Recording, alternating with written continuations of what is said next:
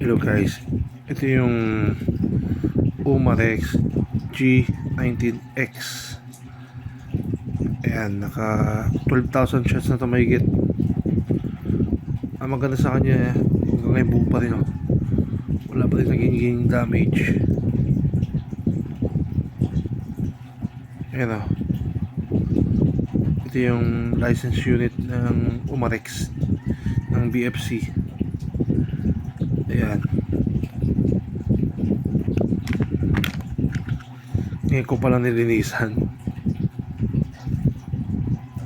Ayan, o. Grabe, nakuha akong libag. Ayan. Napakarami. Ito, ganun dito. Napakarami dito kanina eh. Kakalagay kayo. Pupost ko na saglit.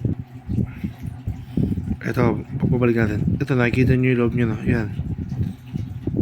Ayan, puro pamadumi yan, no? Ayan ang loob ng ano niya, Umarex. Ayan.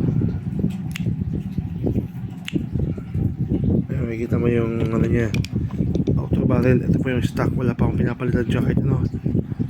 Lahat yan stock.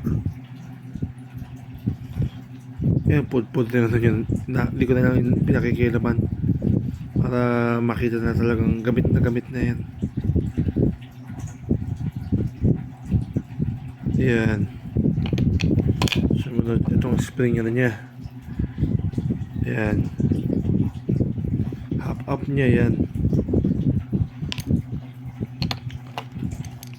So ito yung internal niya. Maganda yung pagkakagawa sa kanya. Makapal yung steel.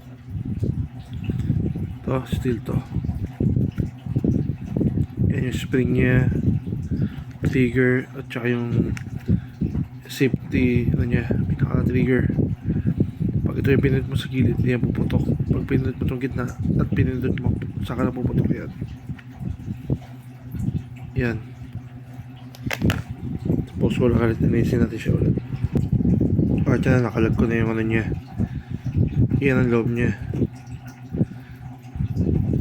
Yan. Yan ang pagkakagawa sa loob niya. Yan, oh. Yan, nakailang shot na to. Kita nyo naman, oh. Pintura na natanggal. Ito, buo pa rin.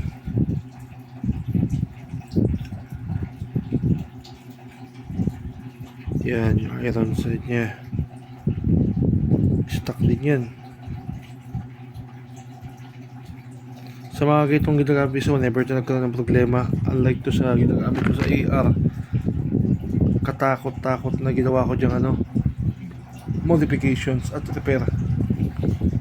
Kaya masasabi kong itong Umarex napakatibay talaga ng piston to. Ito yung ano niya. Ayan, yan, yan. Ito napakakapal din ito. Yan, o. Steel. Yan yung ano niya, stock mismo. Yung spring.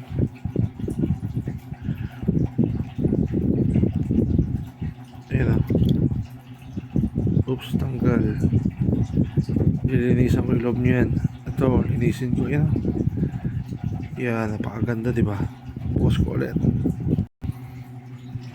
Ayan, nalinis natin yung ano niya, yung pinaka dumi-dumi. Kaya lang, gamitan ko ito ng tweezer. Pinaiwa pa ako nakita ang dumi maliit. Ayan, hindi ka pa totally clean.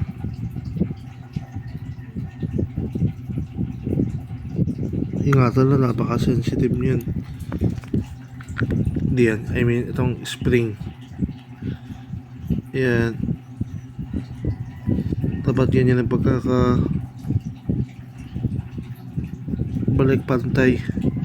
Kasi maglalaro ito ng ganyan eh. Pag bumal, ayan, tuwing.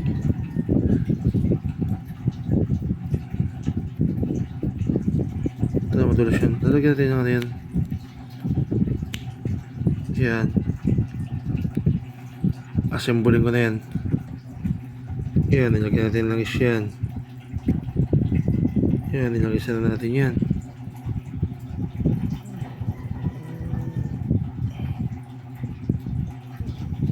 Ayan. Ito lalagyan ng langis yan dyan sa may bilog na yan.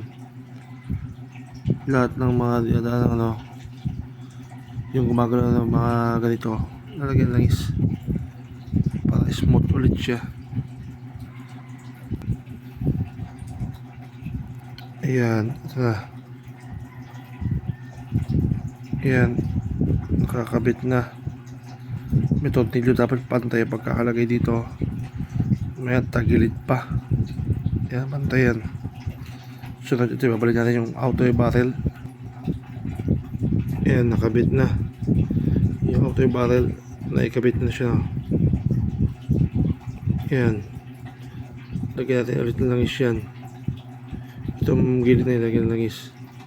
Yung ito ginagamit ko yan. Silicone lube. Ayan, nakasemble ko na siya ulit. Puro langis po, nasa ko na sobra. Ayan.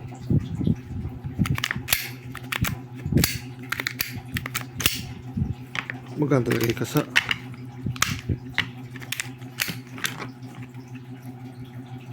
Pag dito ako pinindot, nakalaki yan. Pag pinindot mo ito kasama sa gitna, yan, saka puputok yan. At syempre huwag kalimutan lagyan ng langis ito. Pati ito, syempre sa ilalim, yung pinilagyan ng gas. Yan, malangis-langis talaga yan. Para mapaboy, tsaka dapat hindi mo siya sagad yung bala para hindi masira spring. Pag hindi mo naman gagamitin, edi huwag mo lagyan bala. Lagyan mo na siya ng green gas kahit konti lang. Para hindi magluwag yung ano niya, hindi masira yung gasket, so para hindi magsingo yung gas. Yun lang, salamat. Yan ang si Umarex G19X.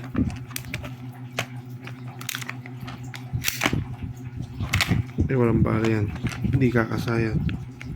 At huwag gagamitin itong gilid ito, tsaka yan. Kaya hanggang ngayon sa akin di pa rin napupudpud. Sa halip, kaya atras na lang. Yan, mas okay yan. Yun, salamat.